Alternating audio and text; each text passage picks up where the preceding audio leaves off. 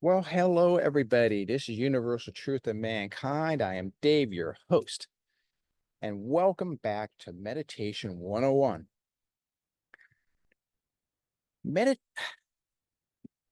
I want to focus on a particular aspect of meditation that I have been finding that since I've been sharing this, I've been getting an awful lot of feedback from people who have been trying to meditate for years or are new to meditation, who have always had a problem with their ego. Like, how do I deal with my ego? Well, we know that a lot of the Eastern meditative practices attempt to annul our ego. That's simply what we should not do. We should not annul the ego because we feel that the ego is evil. No, it's not.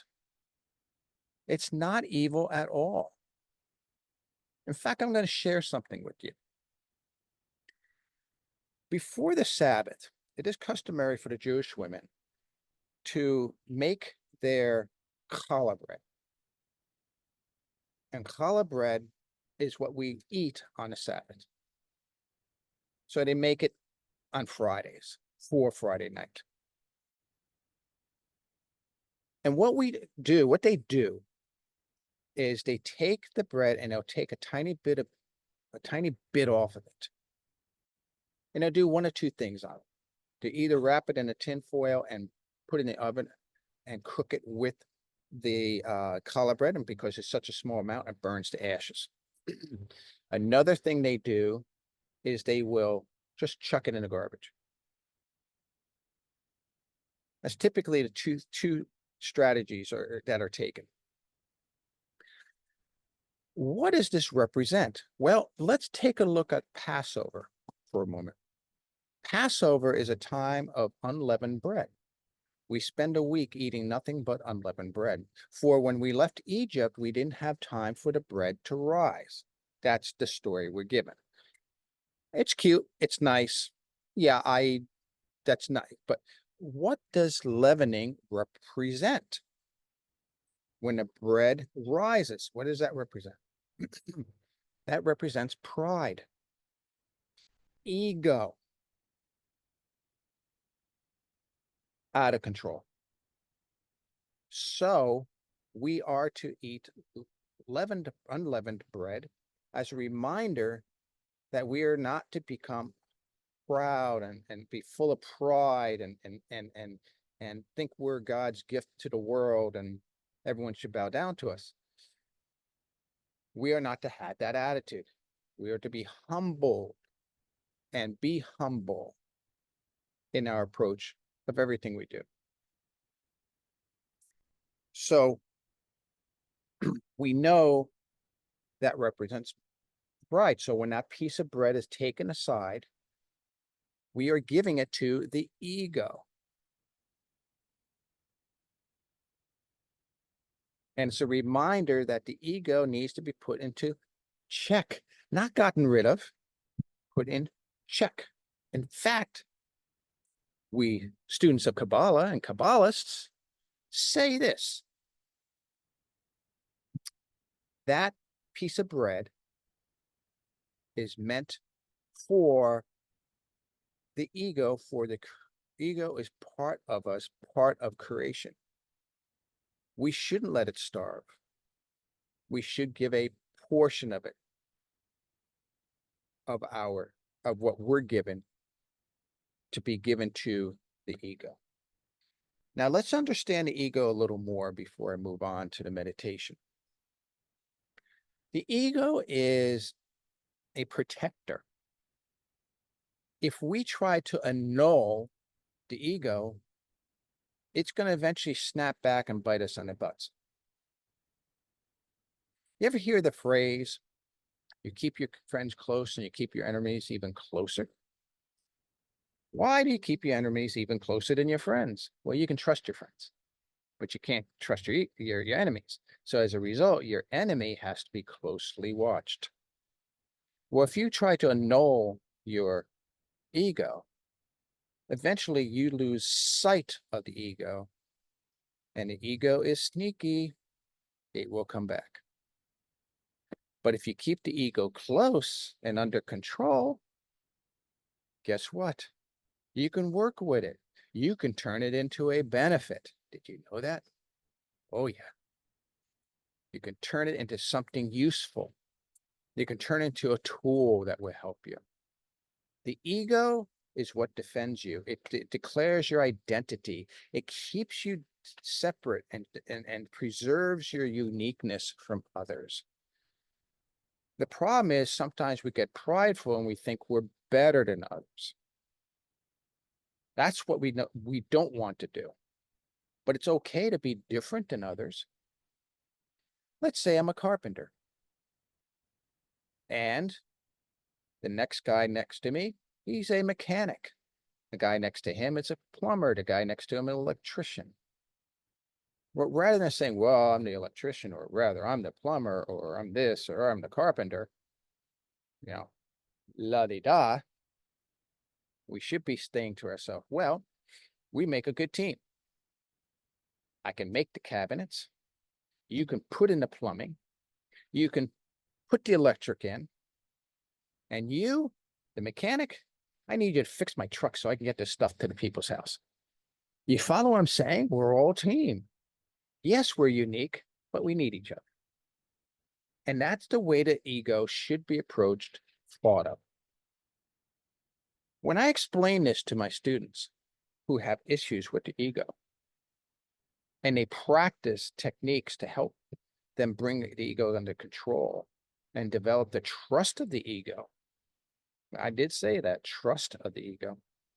They have an easier time, and all of a sudden their mind opens up to wonderful spiritual gifts, spiritual wisdom and love, and so on and so forth, that comes down from the soul to the intuitive mind, and the gatekeeper, the ego, says, okay, I'll let him in, and it comes right in. I haven't heard a person not having who that has not worked for. So far it's been 100% success for everyone that I've been talking to. So let's work on the ego a little bit.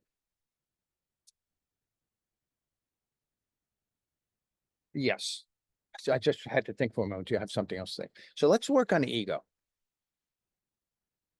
My nose is so itchy. Oh, this happens every now and then. You know how they say when your palm's itchy means money's coming your way? Well, what does it mean when your nose is itchy? I don't know. Okay, so let's start our meditation. As always, top our head slightly back. That's where the soul enters. And as time goes on, you're going to feel that soul. You can literally feel it.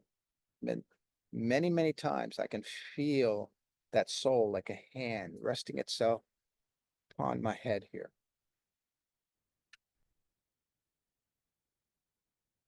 And I delight in that. And I'm grateful for the soul, and I'm thankful for the soul coming in. And that soul is connected to the upper mind. That's our intuitive mind. That's the mind that tries to comprehend to the best of its ability what's above.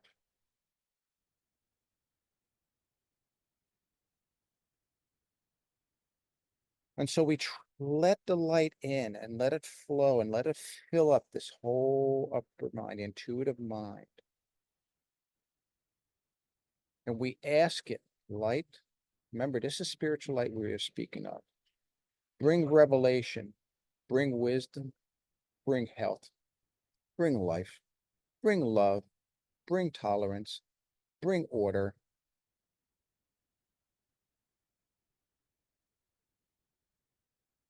Just fill up with all of this stuff. Become all of this stuff.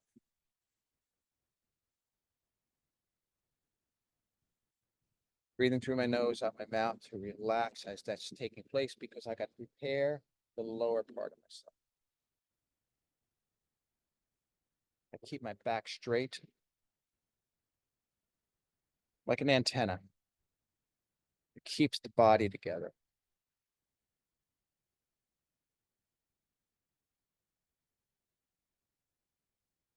And then the ego is the gatekeeper to the rational mind.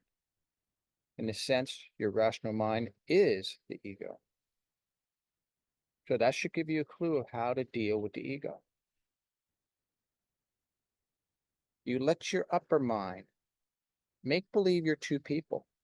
You're this person and you're this person. Okay? And you're going to talk to this person. Not preach, not demand, not coerce, not beat up, not annul,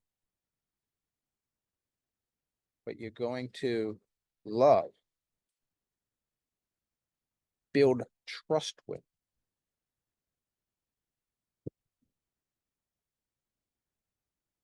Prove yourself to.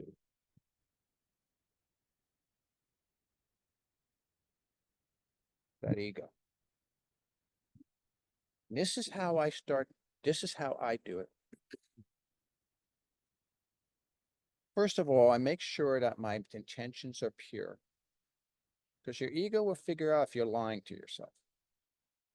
So be pure, be honest. Let the honesty of your intuitive mind, your soul, be present. Let it speak through you like this. Ego, I'm not here to annul you. I'm not here to disrespect you.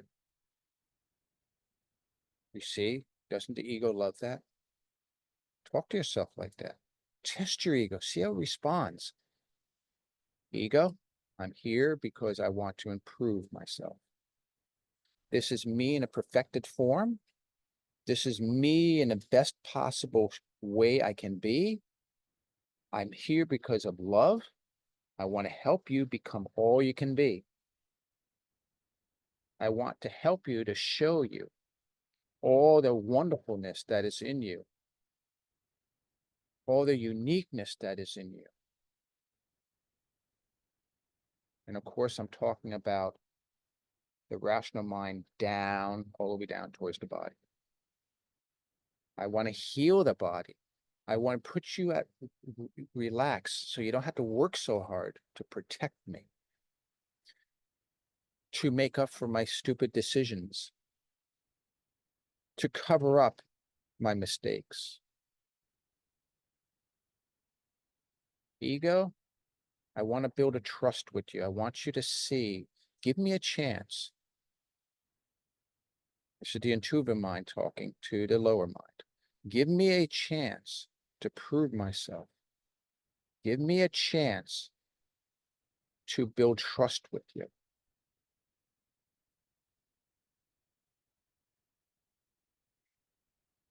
I'll build peace, which is what you want.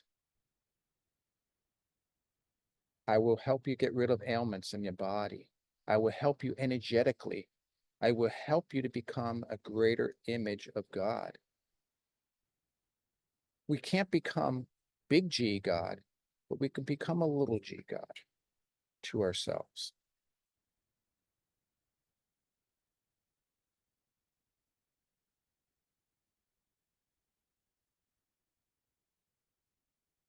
Little g meaning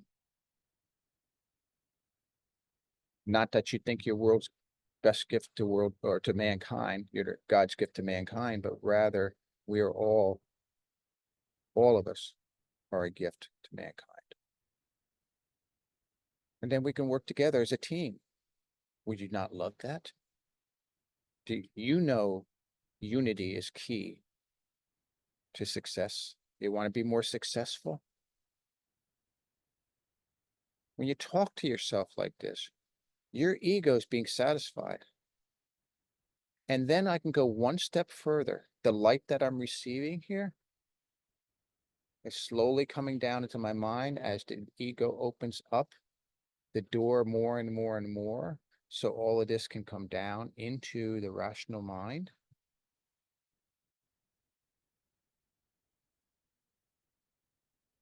As it comes down more and more and more into the rational mind.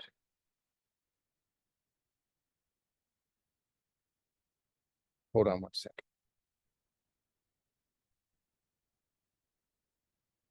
I take a sliver of that light and I'll say, ego, I'm going to give you a sliver of that life so that you could be nourished. Why do we do this? You ever hear about the scapegoat that is given? Israel sacrificed one goat and they put the other goat out into the wilderness to be taken. Well, what does that represent? The scapegoat. While the evil spirits are pursuing the scapegoat, they will in turn leave alone the people. So it's like throwing a biscuit to the dog or a steak to occupy them. So I give them a sliver of light so they could be occupied. I mean, the ego now can be occupied. And it would leave the gate unattended. And then you can bring down all that energy, all of that light, and all of the facets of that light down into the lower mind to get rid of anxiety, to get rid of hurt, to get rid of anger, hatred, intolerance, all of that. And your lower mind starts seeing a better way of living, a better lifestyle, better existence that incorporates not only the soul, not only the mind, but also the body. And you become one. The three of you become one. And you can watch the other videos to see how I deal with the intelligent energies, where we are those intelligent energies makes us become more and more the image of the creator. And then we have the energetic, positive energy that comes through that helps the chakras to become in balance. That's the energetic self. That's the interface between the metaphysical mind, the soul, the metaphysical mind, the spiritual soul, the metaphysical mind, the upper lower mind, the energetic self is the interface between all that and the body.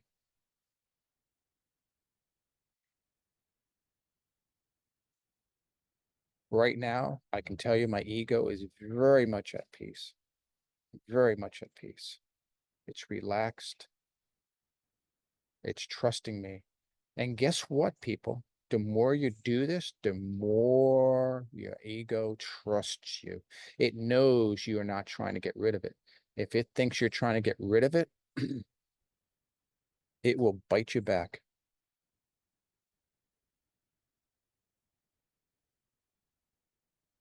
The ego has to be pampered to a certain extent. Remember, the purpose of that ego is to protect your identity. We need that. Now, you may say, well, how do we unify with other people if we don't annul the ego and get rid of the ego? The problem is when each person cooperates as an individual with the whole and becomes part of the whole, like a piece of a puzzle, it becomes greater than some of its pieces.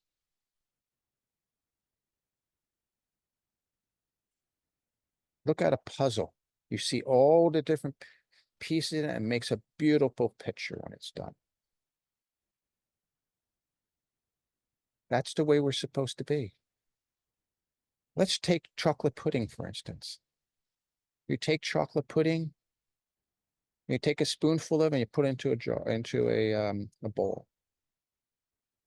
You take another scoop, you put it in a bowl. Can you tell the difference between the two? No, there's no individuality.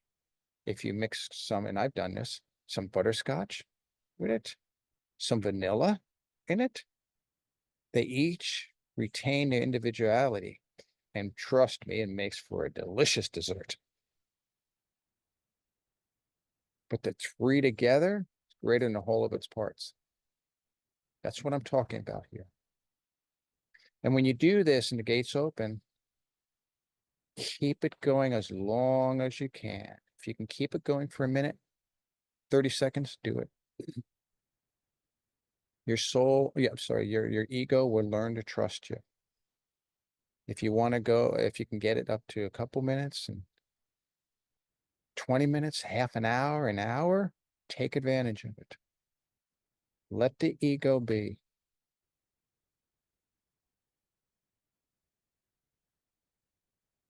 My ego is very happy right now. Wow.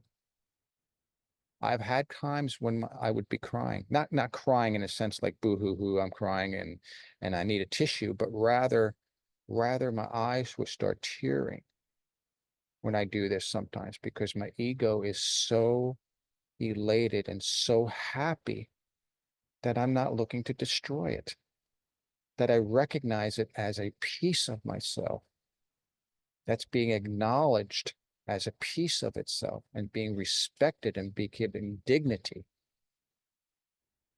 and being listened to, that it just opens up like it's just like a dog. It rolls over and exposes its stomach and said, come on in, scratch my tummy. I'm enjoying this. Give me more. I love having you around.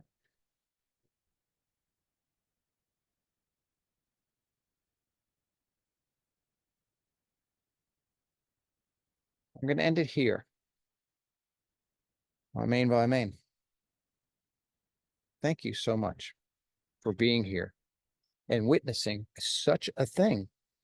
You can do this. You need your ego, people. Don't annul it. Don't try to destroy it. It's never going to go away. So you might as well cooperate with it. And it will cooperate with you. And like I say, all my students have had success with the egos by doing such things as I just did. Shalom, everybody. Have a great day.